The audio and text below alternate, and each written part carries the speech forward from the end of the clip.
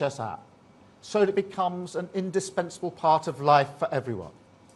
It will become, as technology develops, like having a doctor in your pocket, providing you with 24 hours advice, 7 days a week.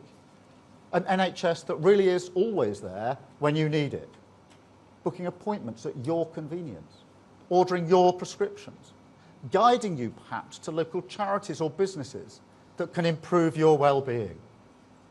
And perhaps most importantly, holding all healthcare data in an easily accessible single patient record. Now, don't underestimate just how important that is. I've been up to Alderhay Hospital in Liverpool many times. It's a children's hospital. It's a brilliant hospital. And one of the times I was there, I went onto the ward where particularly young children were having heart surgery. I have to tell you, it was really humbling, both seeing what the children were going through and what the professional staff were doing. And when I went into a particular ward, I saw a 2-year-old boy who had just had major heart surgery. It's an incredible thing to see. And I spoke to his parents, who were, as you would expect, at his bedside, where they'd been throughout.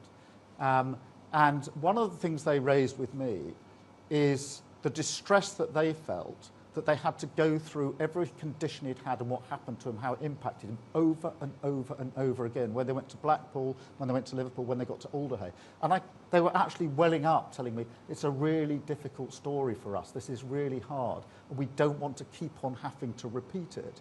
Why couldn't it have been recorded in some accessible form the first time round? And I will remember their faces and that story they told me for a very, very long time. And we can fix that. We can make it more accessible. We can bring this together in one place. And there are other examples as well. That red book that every parent gets when they have a child, why can't that be digital? There's no good reason. And so that is exactly what we will do. We will turn this app into a new front door for the entire NHS, a reformed, modernised and renewed neighbourhood health service. So that is the plan that we will launch today. That is the change we will deliver, the difference a Labour government makes. The NHS on its feet, facing the future, delivering fairness and security for working people. Thank you so much. Thank you. Thank you. Thank you. It's a bit hot in here, isn't it? Oh my God, I'm sweating. I'm absolutely sweating. I'm sorry, I'm making you look like a sweaty mess. We'll keep the media questions short. Thank you all very much. I'm going to take a number of questions from the media now. We're going to keep them relatively short and free because the staff are getting very hot. So in their interests, we'll take questions. And I'm going to start with the BBC and Hugh Pym. Thank you, Prime Minister. When will you be able to assure patients that they will be able to see a GP more easily, they'll get the mental health support they need, and they won't have to wait long hours in A&E? And another briefly, would the Chancellor like to comment on her experience in the Commons over the last 24 hours? On the question of when you'll see the change, it's a 10-year plan, but we're already starting on the change.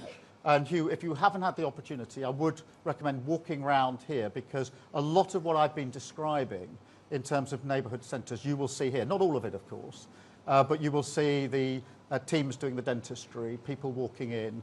And that is both incredible to have that in your community, but it ties in with my experience in Alderhay. I think you may have been there when I was there, when one of the shocking statistics, and it really did shock me, was to learn that between the ages of 8 to 12, more children come to Alderhay to have their teeth taken out because of decay than anything else. And so some of that is being dealt with the preventative measures here. So some of it is starting already. The technology is moving on. Some of it will take a bit longer because the neighbourhood centres have to be put together and the services all brought to one place. It is a 10-year plan, but we're beginning on it already. And what I have, and my intention and determination is that as we look back proudly at the Labour government that created the NHS, and we do, and celebrate it, and that's a good thing, I want in 10, 20, 30 years people to look back and say, this was the government that seized the moment and reformed the NHS so that it's fit for the future and is still celebrated year after year after year.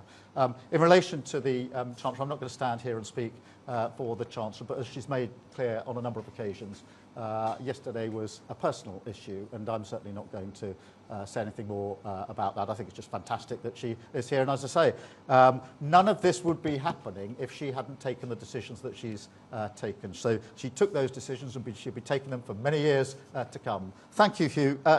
Beth at Sky. Thank you, Prime Minister. Beth Rigby, Sky News. PM, your first year anniversary has been marked by a self-inflicted shambles over welfare that's left you and your Chancellor wounded. You've U-turned on your reforms, your MPs don't trust you, and markets worry that you've lost resolve on fiscal discipline. It's the epitome, isn't it, of sticking plaster politics and chaos that you promised voters you would end.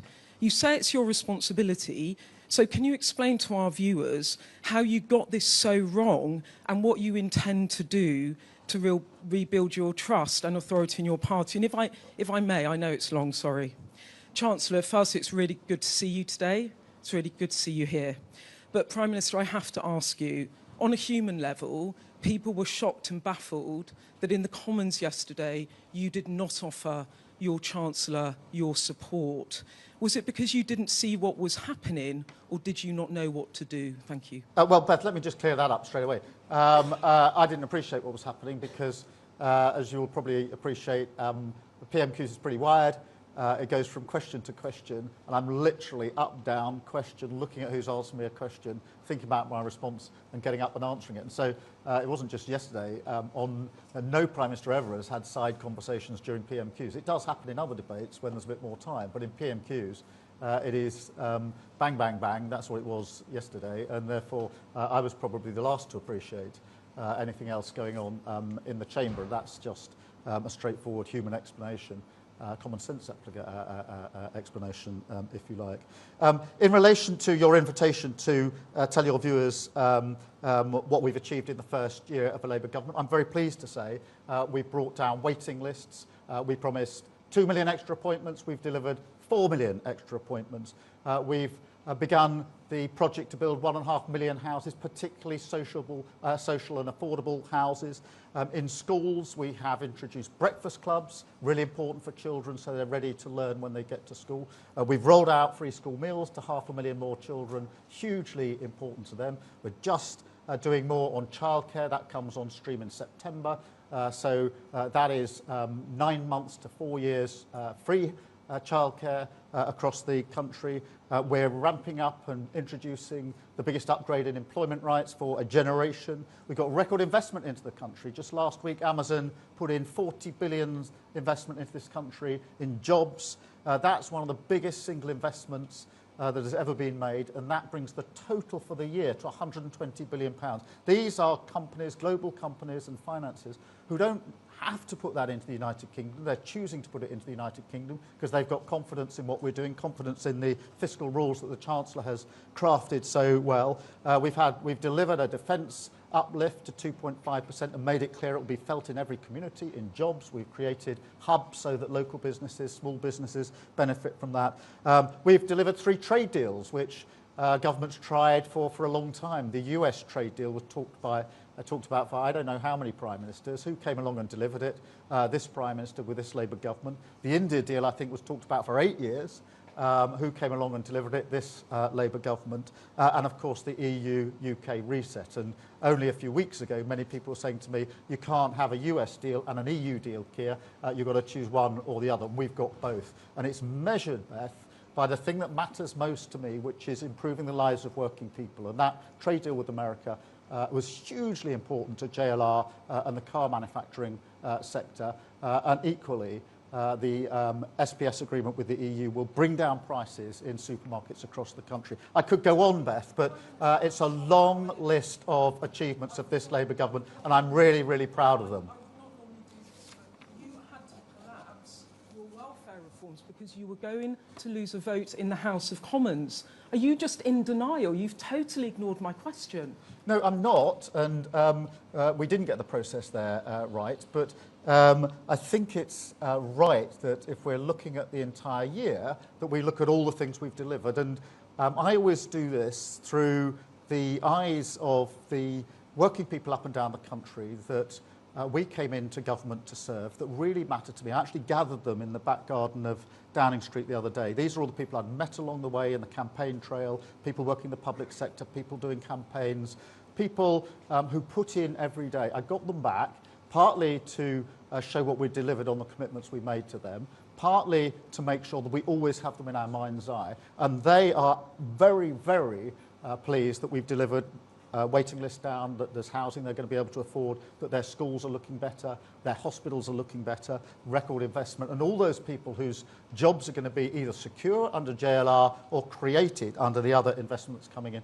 That is what matters to me, and it's really important that I stand up and be absolutely clear. I'm very clear. I'm very proud of the decisions we've made. They were tough decisions, they were the right decisions, but only because we took them have we got this platform that we can now build on. Thank you very much, Beth. I've got Rebecca from ITV. Rebecca. Thank you. Yeah, Rebecca Barry, health correspondent, ITV News. Prime Minister, given the current workforce crisis in the NHS, how will you ensure there are enough staff to provide these neighbourhood services? And on the Chancellor being here today, many members of the public will be concerned about her. How is she today, and is she here simply to calm the markets? No, she's here because she's the Chancellor. The plan that we are delivering today is only deliverable because she took the decisions that needed to be taken and allocated the money for this plan. And so that is why she's here today, and I'm very glad that she is. In relation to the workforce, we have got obviously a workforce plan, and we're working with the workforce on it. The big difference between a year ago and now is that a year ago, the government was blaming the workforce for their failures. So when the past Prime Minister was asked, why aren't you hitting waiting list targets, he said, it's not my fault, it's their fault. We came along and we said, we'll work with you. And we'll get you off the picket line onto the front line. We put together a plan for the year, which we launched in the beginning of this year. That was signed by the Secretary of State and signed by the NHS. And this plan we're launching today was not something the government dreamt up and sort of imposed top down on the staff. It was, Wes Streeting went through this, it was consulted on widely, both with staff who participated and communities that they serve. And so they recognise in this plan what their patients, their communities have always said to them. And that's why I'm really pleased that we're working together on this plan. And that's why I know that it is achievable, deliverable, and it is heartening, and I said this to the staff, to see some of it already happening right here in Stratford. Thank you very much. I've got Gary from Channel 4. Thank you, Prime Minister. The Chancellor's said in the past that when it comes to the budget, you won't be, during this government, coming back for anything like the tax hikes in the last budget. Can you actually, hand on heart, repeat that now? Because after this week, a lot of experts, a lot of people in the city think you probably can't and maybe shouldn't. Well, Gary, first of all, let me say what every Prime Minister or Chancellor says anytime they're asked about a future budget, because it's always the same. This isn't a Labour answer or a Conservative answer, but no Prime Minister or Chancellor is going to write a budget in advance. But we did really tough stuff in that budget of last year. We made sure that we stabilised the economy, and we took the big and heavy decisions early on. And that's what we meant by what we said when the Chancellor said that before. It's what I mean and say again today. We've done a lot of the heavy lifting. We've done a lot of the hard yards. As a result of that, we're turning our economy around. The fastest growth in the G7 in the first quarter of this year, business confidence at a 9-year high, and record investment. In the end, that's what drives growth, and that's what we were saying a year ago at the other side of the election, and I say it again here today. Thank you, Gary.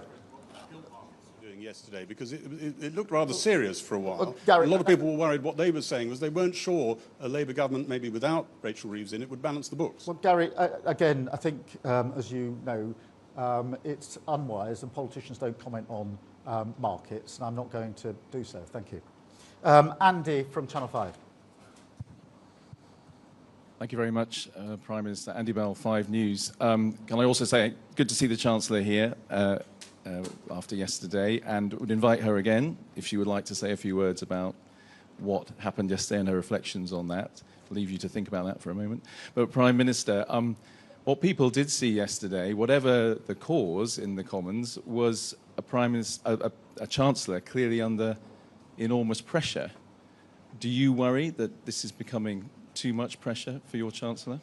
No, I have every faith in my Chancellor. She has made incredibly important decisions in the last 12 months, and we wouldn't be doing what we're doing today without those important decisions. We work in lockstep and will continue to do so for a very long time.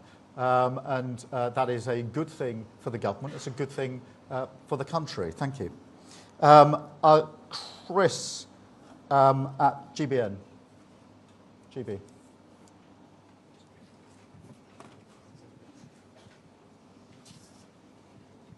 So thank you, Prime Minister. Your benefits climb down this week was humiliating, but for many it's depressing because only a Labour government can properly reform the benefits system. Outside of the Timms review, is benefits reform off the table? And how will you meet this £6 billion black hole this autumn, tax rises or borrowing? And just finally, a duty of care to your team. Will you have a word with Lindsay Hoyle about what you said to the Chancellor in future, or anybody else? I won't comment on the second issue, Chris, as you'd expect. But look, no, we are pressing on with reform. It is important that we reform the system. Welfare isn't working. The two examples that stick with me most are the million young people who are neither earning or learning. That is not good. That is not progressive. No government should be satisfied with that, and I'm not. And we got 3 million people out of work through ill health. Again, I'm not satisfied with that. And I know from having seen it for myself how hard it is for some people to get back into work. I've seen and talked to people who have been through ill health and want to get back into the workforce, as slight trepidation of doing so, fearing even trying, and that's why what we're putting in place, the right to try, for example, it may seem like a small thing. It is a huge thing for people who want to get back into work. The bill that we delivered on Monday obviously rebalances universal credit. That's been long overdue, and ensures that those with the severest disabilities don't go through unnecessary reassessments. That's been called for a very, very long time, and it's the right thing to do. And of course, Stephen Timms will now conduct this review. And I don't think you'll find anyone in Parliament who doesn't think that Stephen Timms is a thoroughly decent man of huge integrity, that we can have faith in to do the review and make the changes that are necessary. Thank you very much, Chris. I've got Natasha from LBC. Good morning, Prime Minister. Natasha Clark, LBC. You've made it to your first anniversary in Downing Street, nearly. You've said it's been a tough one, but the NHS, you say today, is looking better already. If you could go back in time to a year ago and give yourself any advice, what might you say? And if I may, Macron is addressing Parliament on his state visit next week. Do you think that Donald Trump should get the same privilege? Thank you. President Macron is obviously coming next week for a state visit. That's a good thing. And as you will have noticed, the relationship between the UK and France is in a very strong place under this government. My personal relationship is very strong. Equally with President Trump, again, the relationship between our country and the UK and the US matters hugely. It's as close as ever, and I've got a good relationship with President Trump as well. In relation to the details of his visit, I mean, they're normally set out nearer the time, so I'll come back to you on that if I may. In relation to the first point was, sorry. What would you say to yourself if you could go back in time? Many things. Focus on what matters most. And that's why when I say what matters is who you have in your mind's eye, I really mean it. Because it's very easy to think that this particular issue is of paramount importance, or that particular issue, and they often are important in their own right. But I came into politics relatively late in life. I'd done other things beforehand, and I came in for one simple reason, that I wanted to change the lives of working people for the better. And I don't believe in anything else. That's why I don't believe in performative politics. I don't think rhetorical speeches without the action to back them up are worth doing or making. It's the change that you bring about. It's why I absolutely wanted to change the party so we could win an election. It's why I wanted to win that election, and why I want to change the country. And so my advice is the same advice I've always given myself. Be really clear what you're trying to achieve. Keep that focus. Don't ever be knocked off course. but most importantly, remember the people whose lives are going to be changed by what you're doing. And for me, it was really that reception, what we did the other day, getting the men and women from across the country into Downing Street, not what you might call the superstars, but in many ways the superstars, which is the men and women who are putting their lot into this country, whether it's in public service or in many, many other ways, coming in and reminding me and being with me, this is who we're doing it for. And that's always been the approach I take, and I'll continue to take it. Thank you very much indeed. Sophie from the Mirror. Sophie Huskisson from the Daily Mirror. We know that poverty is a key driver of ill health and burden on the NHS. Given concessions made to your welfare plans come at a financial cost, can you confirm whether scrapping the two-child benefit limit is still on the table? And if I may, another quick one, can I ask for your response to the news that Liverpool football player Diogo Jota and his brother died in a car crash? Let me start with Jota, because this is devastating news. And I'm sure I speak for everyone in saying our first thoughts are going to be with his family and his friends in particular. But there are millions of Liverpool fans, but also football fans, non-fans, who will also be shocked by this. I think Liverpool Football Club have just put a statement out, as I understand it. But it is devastating, and it is really important that we bear in mind just how difficult a period this will be for his friends and for his family. In relation to child poverty, let me be really clear. The last Labour government drove down child poverty, and it was one of the proudest things that we did. Sadly, the last government allowed child poverty to go back up again.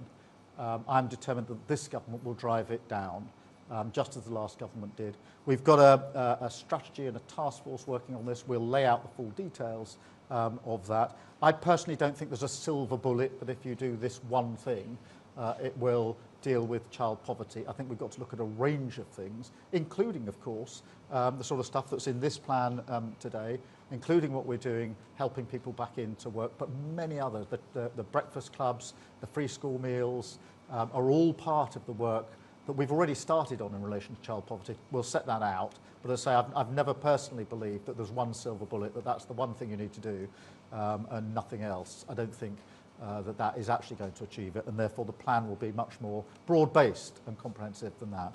Thank you so much. I've got Sean from the Mail. Sean. Hiya, Sean Wooler from Daily Mail. To deliver this 10-year plan, you would need a third term in government. How confident are you that you can carry the public support and your MP support for that long? And how many years will they have to wait until they can see a GP when they need one and be confident an ambulance will arrive within minutes rather than hours when they call 999? I'm very confident, because this government was brought into power to bring about change. People desperately want change on so many levels, but one of the things that came through in the election campaign loud and clear is please change the NHS for the better, because nobody wants their NHS to be, I used to say on its knees, actually it was on its face. The staff don't want that. I know that it broke the hearts of staff to know that satisfaction in the NHS was at an all-time low. Imagine working really hard in the NHS, and because the government hasn't given the resources and the backing to the NHS, satisfaction is an all-time low and waiting lists are an all-time high. When Labour last was in power, we left with the lowest waiting list and the highest satisfaction. That's where we need to get to. And the reason I'm confident that we can deliver that, and I've always said it's a 10-year renewal plan for the government as a whole of the country, a rebuild, but this plan is a 10-year plan. I'm confident in that because it reflects what the public, the communities have put into the plan. This wasn't a plan which we sat in Downing Street and wrote out. It's a plan that we asked those who use the NHS what they wanted to see change. We asked the staff as well, and that's why I have utter confidence in it. Thank you very much, Sean. I've got Chris from The Times. Thank you. Chris Smythe from The Times. Basically, every plan for the last few decades has set out the same vision as we've got here, talked about the same shifts and had the same goals. None of them have worked. What in this plan makes you convinced that this time will be different? And is part of what you're saying to staff, given the financial situation and your political opponents, that if it doesn't actually change this time, the NHS might not exist in 10 years? And if I could just add on the events of yesterday, having to drag your Chancellor here to look performatively happy in front of the cameras, does it say something a bit unpleasant about politics? Chris, I don't think that's an accurate or fair description in relation to today. But just in relation to the NHS, we're putting in the resource, we're putting in the priority, and we got the resolve to see this through. And in the end, I genuinely believe it's only Labour governments that can do this. It was a Labour government that created the NHS. In the teeth of opposition from others, the Conservative Party couldn't have done it, and we did it. I think it's only a Labour government that can therefore make the NHS fit for the future, but we've got the resolve to do it, the determination. We've got the government that sits right behind this, and the way we're doing it is to work with the NHS rather than blaming them when anything goes wrong. And that's the difference. We'll deliver it. And I'm really pleased that I can evidence that by the work and the changes that have already happened. As I say, I'm really proud of this. I'll say it again. We promised 2 million appointments. It's a big thing to promise before an election because I know that if I was standing here a year down the line and we'd only delivered 1 million extra, you would all be saying to me, you've broken your promise, haven't you? We went through the 2 million threshold, I think, in about 7 months. And then it went up to 3 million, then to 4 million. I'm really proud of that, but I know that only happened because we worked with the NHS and put the resource in and the backing. And now, again, back to the people that matter most to me, people are now getting their appointments more quickly as a result of the changes we've made. Jane is a small human example of that, but Jane would still be having back pain today if we hadn't brought about the faster appointment in her particular case. I've got Peter, I'll take from The Guardian, then we're going to call it a day because it's getting very, very hot in here, and I'm just conscious. I'll keep this as brief as I can, and if ever anyone collapses in the background, I'll be sure to let you know. Just, if you talk to anyone who works in the NHS, they all say that one of the big things that can save it is improving the lives that people lead. And public health measures like that often get bogged down in kind of nanny state arguments and things like that. Is there anything in the 10-year plan that's going to be different to what's been promised before? And if I could just very, very quickly follow up Sophie's question. One of my colleagues wrote a story this week that contained the calculation that economic inequality costs the NHS about £50 billion a year. Do you accept that tackling poverty is a key part of this 10-year plan? Firstly, let me take head on the so-called nanny state charge, because when I learned at Alderhay that children of that age, 8 to 12, were coming in to have their teeth taken out, and that was the major cause, the highest cause of admission, I'm not interested in an argument about nanny state. If the price of not doing it is a child losing his or her teeth before they're 10 years old, I'll take those measures any day of the week, and I'll defend them any day of the week. And it's not just the child going in to have their tooth taken out, which is shocking, and it should be shocking for everybody.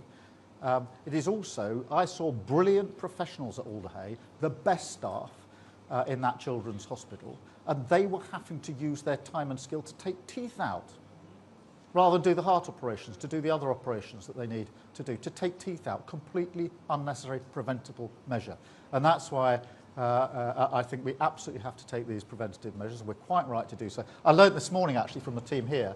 One of them, a number of years ago, I won't say how many years ago, but she's experienced, she said they actually used to do the teeth brushing years ago in schools. It wasn't uncommon for that to happen. It's not a new development. It's very common sense. It's an example. But what I won't tolerate is children losing their teeth or brilliant staff having to spend their time carrying out preventable and unnecessary measures when they would much rather be using their skills to do other things, as they are doing here. I mean, I was really struck. There was a young family in having their teeth checked and done this morning. That is exactly what we want in a walk-in service. On the question of inequality, yeah, the two are tied up. We have to reduce poverty. There are a number of ways of doing that. I'm really pleased, for example, that we increased the minimum wage this year. That's £1,400 more on average for those on the minimum wage. It's a really important measure that we are taking. Free school meals saves families money. Free childcare saves a huge amount of money for families. Breakfast clubs as well. There are a number of measures we're taking to reduce the burden of the cost of living, because I know absolutely that inequality and poverty are linked to ill health, and we'll continue to take those measures. Thank you very much. We really will release everybody now. I say thank you to all the staff. That was very, very hot, wasn't it? Apologies.